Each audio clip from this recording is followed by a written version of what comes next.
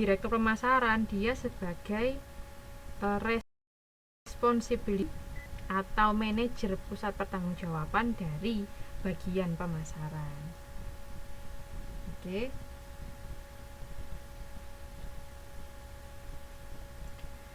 Terus ada anggaran. Anggaran adalah pernyataan mengenai estimasi kinerja yang akan dicapai. Faktor yang perlu diperhatikan adalah partisipasi dalam penyusunan anggaran, tingkat kesulitan anggaran, dan keterlibatan manajemen senior. Partisipasi dalam penyusunan anggaran ini ada yang disebut, silakan teman-teman buka halaman 6.9, ada yang disebut top down approach dan bottom up approach. Apa itu? Kalau top down approach, manajemen senior akan menetapkan besaran anggaran yang untuk manajemen yang berada di bawahnya. Manajemen pada level yang lebih rendah hanya akan melaksanakan saja. Kalau bottom up, manajemen yang ada di tingkat lebih rendah akan memberikan masukan, misalnya targetnya yang sanggup dicapai berapa, seperti itu.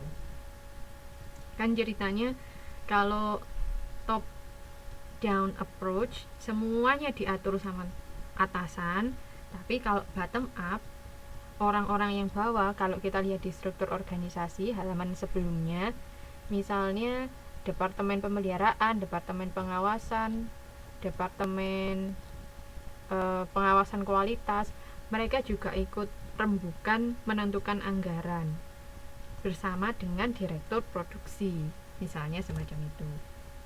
Nah, ini gunanya apa? Karena kan orang yang ada di bawah, level lebih rendah itu lebih tahu mengenai situasi yang ada di situ. Di bagian pemeliharaan misalnya, mereka kurang apa, mereka lebih tahu. Oleh karena itu lebih baik menggunakan bottom up approach untuk melakukan penyusunan anggaran. Kalau tingkat kesulitan target anggaran, target yang ditetapkan oleh manajemen yang lebih tinggi cukup besar pengaruhnya terhadap pelaksanaan. Target yang terlalu tinggi akan membuat pelaksana atau penanggung jawab anggaran menjadi putus asa. Sebaliknya, kalau terlalu rendah, pelaksana bisa malas-malasan gitu kan, semacam itu.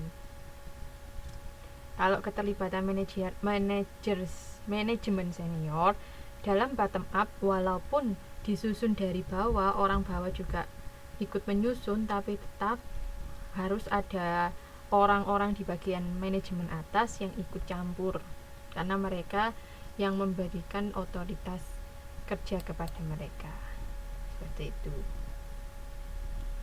Oke. Nah, kalau sudah membuat anggaran, kan direalisasikan. Kalau sudah direalisasikan atau dilaksanakan, barulah kita membuat laporan pertanggungjawaban. Berasal dari laporan akuntansi pertanggungjawaban, dibuat di akhir periode.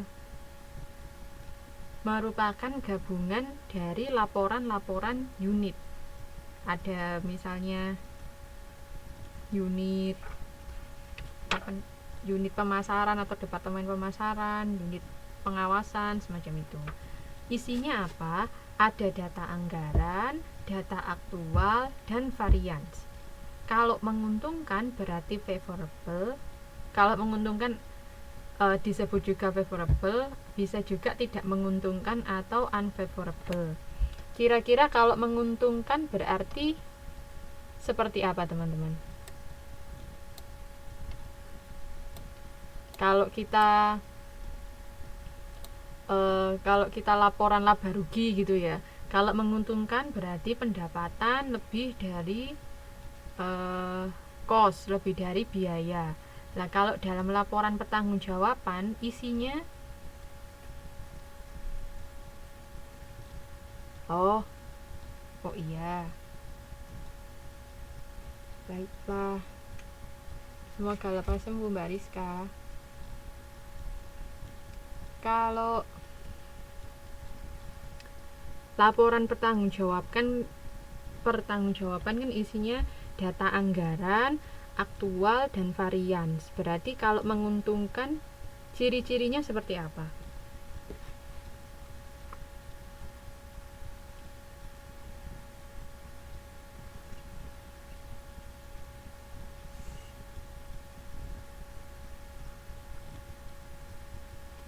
Ada yang tahu?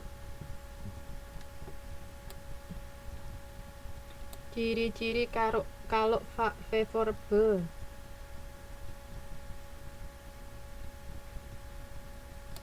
Kalau menguntungkan berarti seperti apa? Ada anggaran, ada realisasi,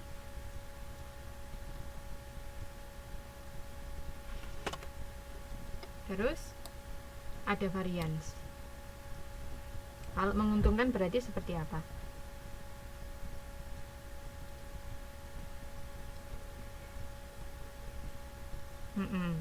Ya, betul. Gitu ya.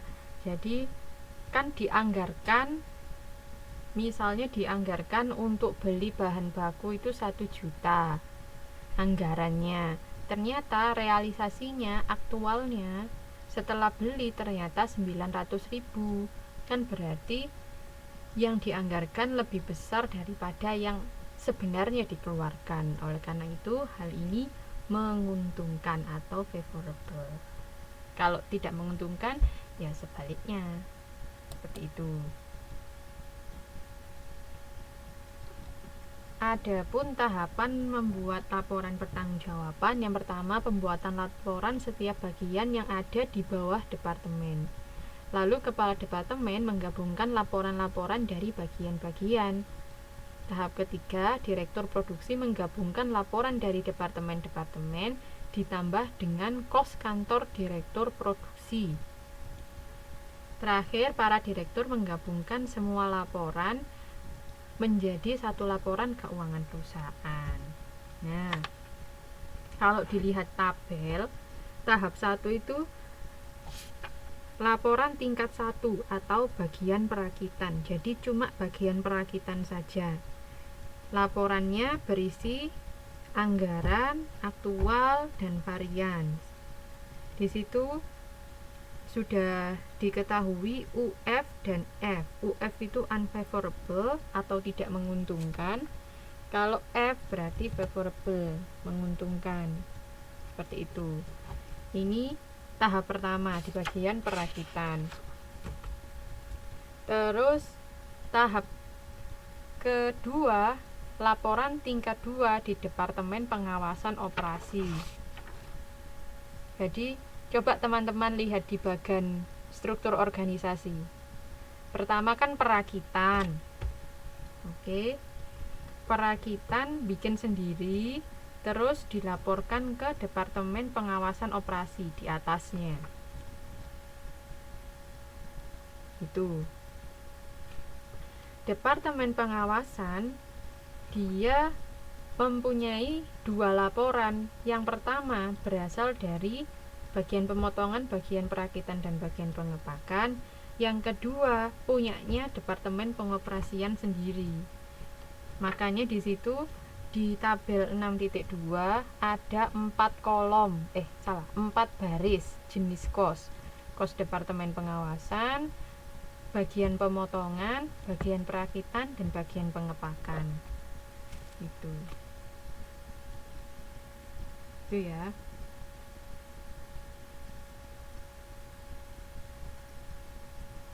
Terus sebentar.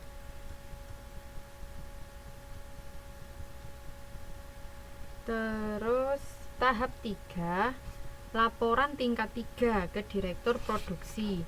Jadi dari Departemen Pengawasan dilaporkan ke direktur produksi. Sama seperti sebelumnya, di direktur produksi juga mendapat 2 macam laporan. Yang pertama laporan dari bawahannya, yang kedua laporan di kantor direktur produksi itu sendiri. Oleh karena itu ada 4 baris